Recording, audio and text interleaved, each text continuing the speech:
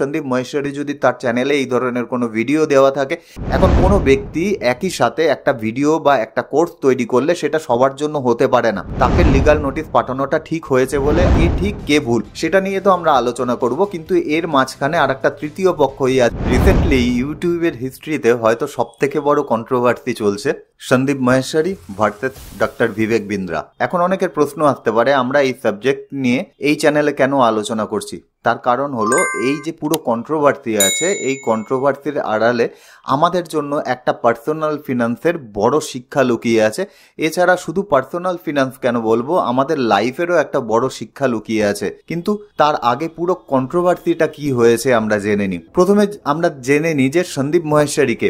সন্দীপ মহেশ্বরী একজন motivational speaker, যিনি কিনা একজন বড় বিজনেসম্যানও। ওনার একটা ইউটিউব চ্যানেল আছে, যেই চ্যানেলে উনি কোনো ধরনের কোনো ইনকাম ওখান থেকে করেন না, বরং ওনার যে বিজনেস আছে ইমেজ বাজার, সেখান থেকে যা রোজগার হয় সেই টাকা এই ইউটিউব চ্যানেলের জন্য খরচা করেন। খরচা করে তারপরে উনি ভিডিওর প্রোডাকশন করেন এবং ইয়াং ছেলেমেয়েদের সঠিক পথ যাতে দেখানো যায় তার ব্যবস্থা কিন্তু উনি করেন। এখন ইয়াং যে ছেলেমেয়েরা আছে তাদের মধ্যে ম্যাক্সিমামই কিন্তু এই সন্দীপ মহেশ্বরীর একটা বড় ফ্যান, কেননা উনি এক নম্বর ওনার ইউটিউব চ্যানেল মনিটাইজ করেনি, তারপরেও এই ইয়াং ছেলে মেয়েদের জন্য ভালো ভালো কন্টেন্ট নিয়ে আসছে যাতে তারা লাইফে কোনো কিছু করতে পারে। অর্থাৎ তার ইউটিউব চ্যানেলের একটা পারপাস রয়েছে এবং সেই পারপাসের জন্য উনি নিজে কোনো ধরনের ইনকাম করছে না, বরং এটা বলা যায় যে ওই ইউটিউব চ্যানেল চালানোর জন্য ওনার যে পরিমাণ খরচা হয় সেটা কিন্তু ওনার পকেট থেকেই যায়। এছাড়া ওনার বিজনেসের যেটা ক্ষতি হয় সেটা আলাদাভাবে ক্ষতি হয়। এর জন্য সন্দীপ মহেশ্বরীর উপর একটা বড় রেসপেক্ট আমারও রয়েছে।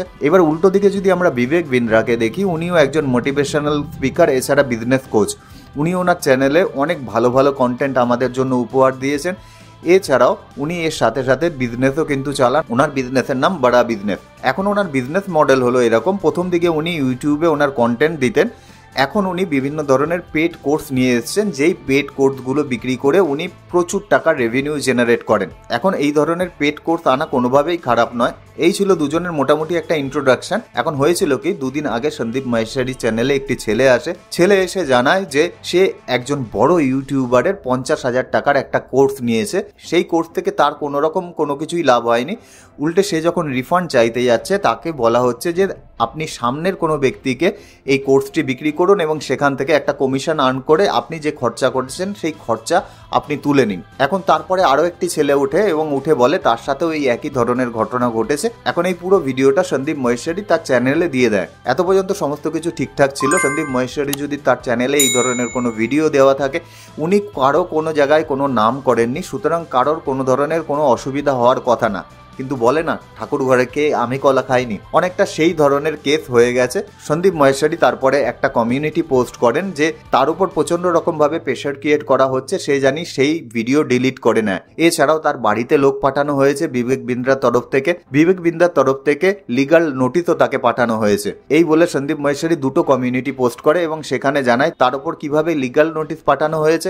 এছাড়া তিনি এটাও জানান যে পাবলিক তার সাথে আছে, সুতরাং এই ভিডিও ডিলিট উনি কোনোভাবেই করবেন না। এরপরে বিবেক বিন্দ্রা তার ইউটিউব চ্যানেলে একটা কমিউনিটি পোস্ট করেন, সেখানে উনি জানান যে সন্দীপ মহেশ্বরীর যদি গাটস থাকে তাহলে তাকে তার ইউটিউব চ্যানেলে ডাকতে, সেখানে সে সমস্ত ধরনের ক্লারিফিকেশন দেবে এই কোর্স সম্পর্কে। এইবার প্রশ্ন হলো এই দুটো জায়গায় কে ঠিক কে ভুল সেটা নিয়ে তো আমরা আলোচনা করব, কিন্তু এর মাঝখানে আর একটা তৃতীয় পক্ষই আছে যেটা আমাদের শিক্ষণীয় ব্যাপার। প্রথমে আমার যেটা মনে হয়, সন্দীপ মহেশ্বরী তার চ্যানেলে যেই জিনিসটা পোস্ট করেছেন সেখানে উনি কারো নাম নেননি, সুতরাং কেউ আন্দাজ করলে করতে পারে যে কার সম্বন্ধে কথা হচ্ছে, কিন্তু উনি যেহেতু কারোর নাম নেননি সুতরাং তাকে লিগাল নোটিশ পাঠানোটা ঠিক হয়েছে বলে আমার পার্সোনালি অন্তত মনে হয় না। এবার অনেকে বলতে পারে যে এটা বিবেক বিন্দ্রা পাঠায়নি, তার টিম পাঠিয়েছে। এইবার আমি ধরে নিলাম বিবেক বিন্দ্রা জানতো এই লিগাল নোটিশের ব্যাপারে, তাহলে তো হয়েই গেল যে বিবেক বিন্দ্রার এটা পাঠানো ঠিক হয়নি।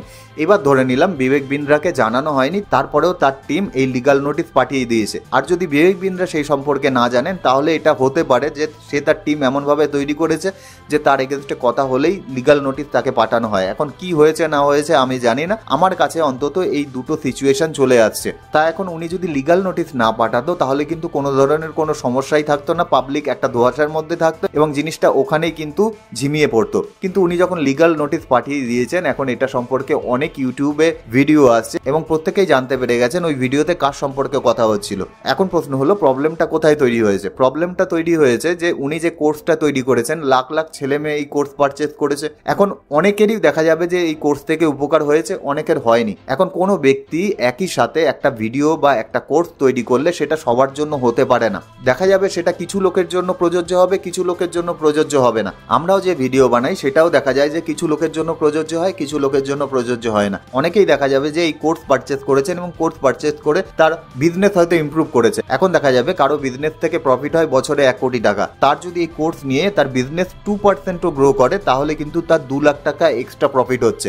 সে 50,000 টাকা খরচা করলো, 2 লাখ টাকা এক্সট্রা প্রফিট হলো। দেখা গেল 1 বছরেই তার এই কোর্সের খরচা উঠে আরো 1.5 লাখ টাকা প্রফিট হলো, এবং পরবর্তীকালে যে প্রফিট হবে সেটা তো আলাদা। কিন্তু অনেকেই আছেন যারা এই কোর্সটি পারচেজ করে তাদের কোনো লাভ হয়নি, তার কারণ হলো তারা কোনো স্টার্ট আপ শুরুই করেনি। এখন এক্ষেত্রে আমাদের শিক্ষণীয় কি ব্যাপারটা রয়েছে? এখন এক্ষেত্রে আমরা দেখতে পাচ্ছি একটা পক্ষ হলো সন্দীপ মাহেশ্বরী আর একটা পক্ষ হলো বিবেক বিন্দ্রা। এখন তৃতীয় পক্ষ হলো যে কোর্সটি কিনছে তিনি। আমরা যদি তার অ্যাঙ্গেলে দেখি তাহলে কিন্তু আমরা বলতে পারবো যে অনেক ব্যক্তি আছে যারা কিন্তু ভাবে যে এই ধরনের কোর্স নিয়ে নিলেই আমার লাইফে বোধহয় একেবারে রকেটের মতন ভাগতে থাকবে। এটা কিন্তু কোনোভাবেই সম্ভব নয়। যিনি কোর্সটা তৈরি করেছেন উনিও একটা মানুষ, সুতরাং একটা কোর্স নিয়ে আপনার লাইফ কিন্তু পুরোপুরি রকমভাবে চেঞ্জ হতে পারে না। এটা প্রথমত আমাদের মাথায় রাখতে হবে। 2 নম্বর যে জিনিসটা বলবো, যে যেই লোকটি 50,000 টাকা দিয়ে এই কোর্সটি কিনছেন, দেখা যাবে তার মান্থলি রোজগার 10 লাখ টাকা রয়েছে। সেক্ষেত্রে দেখা যাবে যে সে 5% খরচা করে তারপরে সে এই কোর্সটি কিনছে, কিন্তু আপনার কোনো রোজগারই নেই। সেক্ষেত্রে আপনি যদি এত বড় একটা কোর্স পারচেজ করে নেন, সেটা কিন্তু আপনার দিক থেকে আপনারও ভুল। কেননা শুধুমাত্র কোর্স পারচেজ করলেই তো হবে না। কোর্স পারচেজ করার পরে আপনার যেই জিনিসটা করতে হবে তার জন্য আপনার ক্যাপিটাল দরকার। এছাড়া আর একটা জিনিস, যেই জিনিসটা আমরা শিখতে পারি, যে আমাদের লাইফে আগে যেতে গেলে আমাদের ছোট ছোট স্টেপ কিন্তু নেওয়া প্রয়োজন। আমাকে যদি সামনের দিকে এগোতেই হয় তাহলে আমি প্রথমে ইউটিউবের ফ্রি ভিডিও দেখব, সেখান থেকে আমি কিছু রোজগার করা শুরু করে তারপরে যখন আমার অল্প কিছু রোজগার হবে, আমার দরকার পড়ে 200 টাকার একটা কোর্স নেব অথবা 500 টাকার একটা কোর্স নেব। তারপরে লাইফে আমি আরো একটু আগে যাব। তারপরে দেখা যাবে আমি 5,000-এর একটা কোর্স নেব, ওখান থেকে আমি কিছু শিখে আমি আরো একটু এগোবো। তারপরে আমি এই ধরনের কোর্সের কথা ভাববো, তার আগে পর্যন্ত নয়। সুতরাং লাইফে ছোট ছোট স্টেপ নেওয়া একান্ত প্রয়োজন। এটা আমাদের পার্সোনাল ফিনান্সের ক্ষেত্রেও, আমাদের লাইফের ক্ষেত্রেও, সমস্ত কিছুর ক্ষেত্রে। একবারে আমি একই জায়গায় সমস্ত কিছু ইনভেস্ট করে দিলে পরে কিন্তু আমাদের কাছে কিছুই পড়ে থাকে না। এছাড়াও আর একটা জিনিস প্রয়োজন, যে কোনো জিনিস কেনার আগে সবসময় নিজেকে কোয়েশ্চেন করা যে ওই জিনিসটি আমার কতটা প্রযোজ্য, আমার কি এক্ষুনি প্রয়োজন আছে কি নেই, ওটা নিলে আমার কি কি লাভ হতে পারে। তার জন্য যদি দরকার পড়ে ইউটিউবে 5টা ভিডিও দেখার, যে ওই কোর্সটি কতটা আমার জন্য প্রযোজ্য সেটাও দেখে নেওয়া কিন্তু একান্ত প্রয়োজন। শুধু কোর্সের জন্য নয়, যে কোনো প্রোডাক্ট কিনতে যাওয়ার জন্য। এর জন্যই কিন্তু আমরা আরও একটি ভিডিও বানিয়েছিলাম, যখন আপনি কোনো কিছু পারচেজ করতে যাবেন তখন কোন কোন প্রশ্ন নিজেকে করা উচিত, তারপরে সেই জিনিসটা আপনার কেনা উচিত। যদি আপনি ভিডিওটি না দেখে থাকেন তাহলে আমি ডেসক্রিপশনে লিঙ্ক দিয়ে রাখবো, অবশ্যই দেখে নেবেন।